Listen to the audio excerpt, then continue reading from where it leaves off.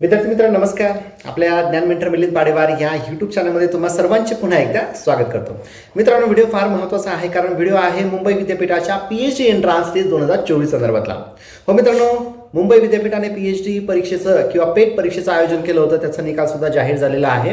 आता पुढची प्रोसेस काय आहे याच्या संदर्भात हा व्हिडिओ तुमच्यासाठी फार महत्त्वाचा आहे. तत्पूर्वी ज्या डेट्स आहेत त्या डेट्स आपण काय काय होत्या त्या आपण पुन्हा एकदा रिवाईज करूयात आणि पुढची प्रोसेस काय आहे ते आपण जाणून घेऊयात.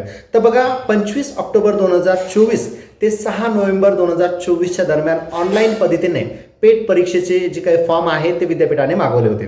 दिनांक 17 नोव्हेंबर 2024 रोजी ऑनलाईन पद्धतीने पेट परीक्षेचं आयोजन मुंबई या ठिकाणी त्यांनी केलं होतं. त्याच्यानंतर रिवाईज जे शेड्यूल त्यांनी पुन्हा पब्लिश केलं. काही विषयांची पेट परीक्षा जी आहे ती पुन्हा 24 नोव्हेंबर 2024 रोजी त्यांनी पेट परीक्षा घेतली होती. आता 7 डिसेंबर 2024 रोजी रिझल्ट त्यांनी जाहीर केला आणि इलिजिबल आणि नॉट इलिजिबल अशा दोन्ही विद्यार्थ्यांची लिस्ट जी आहे ती त्यांनी आपल्या वेबसाईटवर पब्लिश केले. त्याच पद्धतीने जे विद्यार्थी क्वालिफाय झाले तर क्वालिफाय झालेल्यांचे रिझल्टसुद्धा विद्यापीठाने पब्लिश केलेला आहे. आता हे सगळं झाल्यानंतर विद्यार्थ्यांच्या मनामध्ये सातत्याने प्रश्न आहेत की याच्यानंतर पुढची प्रोसेस काय आहे, कारण त्यांना वेबसाईटला कुठलीही माहिती दिसत नाही किंवा काय पुढची प्रोसेस असेल हे त्यांना समजत नाही. तर मित्रांनो, व्हिडिओ फार महत्त्वाचा आहे. व्हिडिओ शेवटपर्यंत बघा. 16 डिसेंबर 2024 रोजी एक मुंबई विद्यापीठाने परिपत्रक जाहीर केलं आणि त्या परिपत्रकामध्ये त्यांनी सांगितलं की तुमची इंटरव्ह्यूची जी प्रोसेस आहे ती आता सुरू होणार आहे. तर बघा, सर्क्युलर किंवा परिपत्रकामध्ये काय दिलेलं आहे की मुंबई विद्यापीठाने संशोधन केंद्राचे जे संचालक आहेत, त्याच्यानंतर प्राचार्य, समन्वयक, महाविद्यालय, विद्यापीठातील विभाग प्रमुख यांनी PhD प्रवेश करून घेण्यासाठी ज्या रिक्त जागा आहे त्यांची कार्यवाही त्यांना पूर्ण करायची आहे प्रवेशाची. ओके. आता हे जे सर्क्युलर आहे हे आलं 16 डिसेंबर 2024 रोजी आणि त्या सर्क्युलरमध्ये त्यांनी म्हटलं आहे की ही सगळी ॲडमिशन प्रोसेस जी आहे ही 16 डिसेंबर 2024 ते 31 जानेवारी 2025च्या दरम्यान पूर्ण करायची आहे. तर मित्रांनो, फार महत्त्वाचं हे नोटिफिकेशन आहे, फार महत्त्वाची ही लाईन आहे.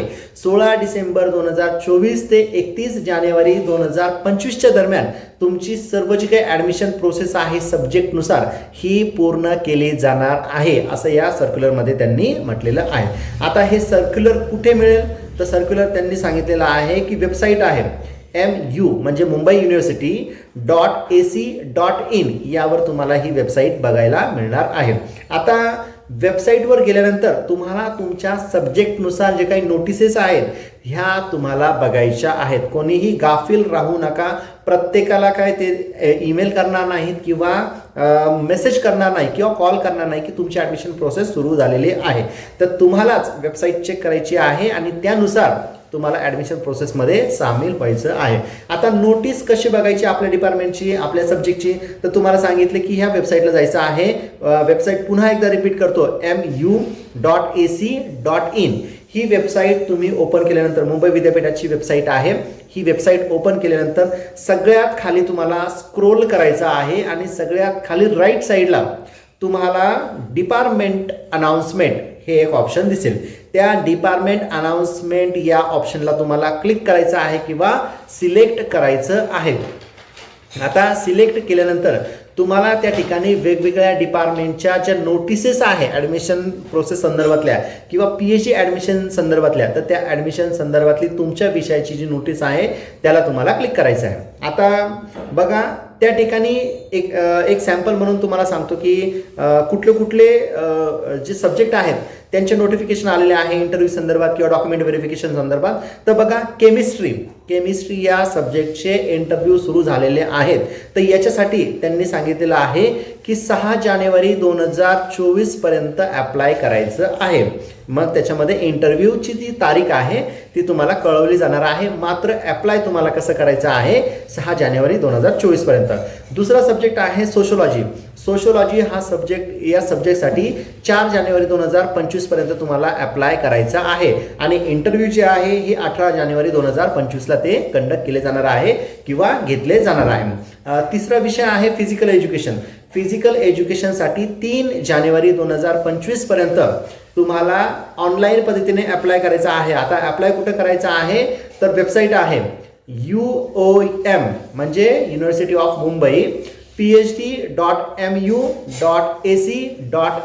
ह्या वेबसाईटला जाऊन तुम्हाला रजिस्ट्रेशन करायचं आहे, जेणेकरून तुमचा फॉर्म जो आहे तो तुम्हाला त्या ठिकाणी भरता येईल. आता ह्या फॉर्मची प्रिंट काढून जे डॉक्युमेंट आहे ते डॉक्युमेंट तुम्हाला संबंधित डिपार्टमेंटमध्ये जमा करायचे आहे. विद्यार्थी मित्रांनो, पुढचा सब्जेक्ट आहे स्टॅटिस्टिक्स. आता स्टॅटिस्टिक्ससाठी त्यांनी सांगितलेलं आहे की 19 डिसेंबर 2024 पासून तुमचे जे ॲडमिशन आहेत किंवा फॉर्म भरण्याची प्रक्रिया आहे ही सुरू झालेली आहे. तर तुम्हाला ऑफलाईन अर्ज करायचा आहे. वेबसाईटला त्यांनी अर्ज किंवा त्याचा फॉर्मॅट सुद्धा दिलेला आहे. तिथून तुम्हाला हा अर्ज डाउनलोड करायचा आहे, तो पूर्ण भरायचा आहे आणि डॉक्युमेंट घेऊन तुम्हाला त्या ठिकाणी जायचं आहे त्या डिपार्टमेंटमध्ये. आता मित्रांनो, डॉक्युमेंट तुम्हाला काय काय लागणार आहे तुमच्या या इंटरव्ह्यूसाठी किंवा प्रपोजल प्रेझेंटेशनच्या वेळेस. तर बघा, सगळ्यात आधी जे विद्यार्थी पेट क्वालिफाय झालेले आहेत अशा विद्यार्थ्यांना पेटचा रिझल्ट लागणार आहे. त्याच्यानंतर जे विद्यार्थ्यांनी एक्झाम्शनमधून फॉर्म भरला होता म्हणजे नेट, सेट, गेट किंवा एमफिल, तर अशा विद्यार्थ्यांनी त्यांचं ते सर्टिफिकेट सुद्धा सोबत न्यायचं आहे. दुसरी गोष्ट आहे, ज्या सब्जेक्टमधून तुम्ही फॉर्म भरला होता त्याचं तुम्हाला मास्टर डिग्रीचं मार्कशीट लागणार आहे आणि कन्व्होकेशन किंवा डिग्री सर्टिफिकेट सुद्धा तुम्हाला लागणार आहे. हे झाले दोन महत्त्वाचे डॉक्युमेंट. जे विद्यार्थी SC, ST किंवा इतर जे मागासवर्गीय कॅटेगरीज आहेत तर याच्यातून बिलॉंग करत असतील तर अशा विद्यार्थ्यांनी त्यांचं कास्ट सर्टिफिकेट नेणं बंधनकारक असणार आहे. ज्या विद्यार्थ्यांनी नॉन क्रिमिलियर या गटातून फॉर्म भरला असेल तर नॉन क्रिमिलियर सर्टिफिकेट तुम्हाला लागणार आहे. त्याच्यानंतर SC, BC आणि EWS या प्रवर्गातून जर तुम्ही फॉर्म भरला असेल तर या प्रवर्गाचं सर्टिफिकेट जे आहे 2024-25चं, तर हे सर्टिफिकेट सुद्धा तुम्हाला लागणार आहे. तर विद्यार्थी मित्रांनो, दुर्लक्ष करू नका, वेबसाईट चेक करत राहा आणि त्या पद्धतीने तुम्हाला तुमच्या डिपार्टमेंट वाईज या इंटरव्ह्यूसाठी किंवा डॉक्युमेंट व्हेरिफिकेशनसाठी तयार राहायचं आहे आणि त्या ठिकाणी प्रेझेंट राहायचं आहे. तर मित्रांनो, फार महत्त्वाची माहिती आहे, विद्यार्थ्यांनी याच्याकडे लक्ष दिलं पाहिजे आणि इंटरव्ह्यूला सामोरं गेलं पाहिजे. तर मित्रांनो, व्हिडिओ आवडल्यास नक्की लाईक, शेअर आणि चॅनल सबस्क्राईब करायला विसरू नका. धन्यवाद.